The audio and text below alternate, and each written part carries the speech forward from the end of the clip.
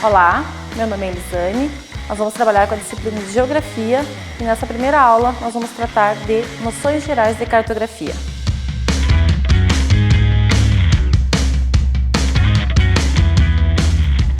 Partindo do princípio da roça dos ventos, nós temos 4 pontos iniciais e que são necessários recapitularmos: norte, sul, leste e oeste.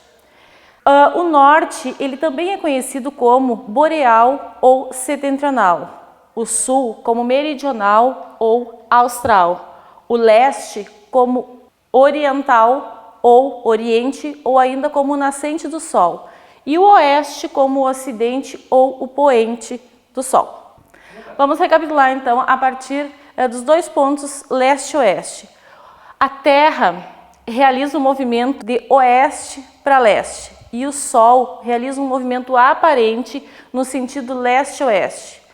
Lembrando que a Terra realiza esse movimento em torno do seu próprio eixo num período de aproximadamente 24 horas, enquanto que a translação demora em torno de 1 ano.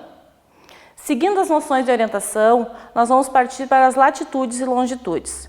No primeiro plano aqui no globo, nós temos a linha inicial das latitudes, que é a linha do Equador.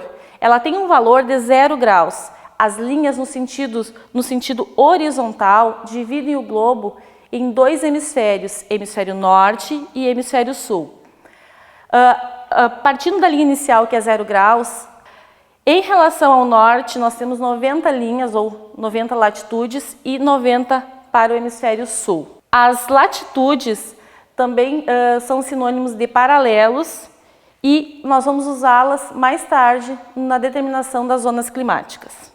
Em relação às longitudes, nós temos também 2 hemisférios divididos em função do meridiano de Greenwich.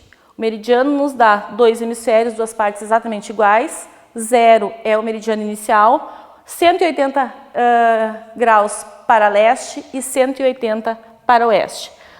As longitudes serão usadas mais tarde na determinação dos fusos horários. Num sistema, como nós temos aqui no exemplo, de coordenadas geográficas, é a sobreposição em cima dos mapas ou dos globos das latitudes com as longitudes. Então, a latitude inicial, o Equador, 0 graus, temos 90 graus ao norte e 90 graus ao sul. E o meridiano de Greenwich dividindo também em 2 porções, leste e oeste.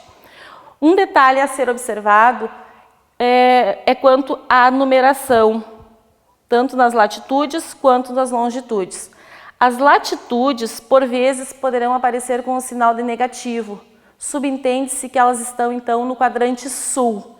E as longitudes, quando aparecerem com um sinal de negativo, também significa que elas estão no hemisfério oeste.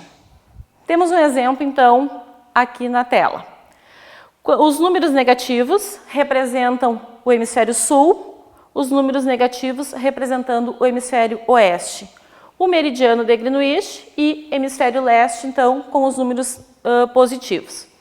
X, menos 60, portanto, hemisfério sul, e menos 15 de longitude oeste. Para o ponto Z, então, menos 30 de latitude sul e 90 de longitude leste. O 90 aqui aparece sem o sinal de positivo, mas dando a indicação de hemisfério leste. Em relação às longitudes faladas anteriormente, nós temos aqui a representação dos principais paralelos da Terra. Linha do Equador, o paralelo central. No hemisfério sul, nós encontramos o Trópico de Capricórnio e o Círculo Polar Antártico. No hemisfério norte, Trópico de Câncer e o Círculo Polar Ártico. E o meridiano de Greenwich. Em relação às zonas térmicas, nós temos a distribuição da seguinte maneira.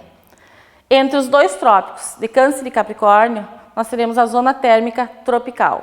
Entre os 2 trópicos e os círculos polares Ártico e Antártico, as 2 zonas temperadas, do norte e do sul. Entre os 2 círculos polares e os polos norte e polo sul, nós teremos então as zonas polares, ou seja, as zonas que recebem menor quantidade de luz e calor do Sol. Então encerramos a nossa primeira aula com as noções gerais de cartografia e nos encontramos na segunda aula.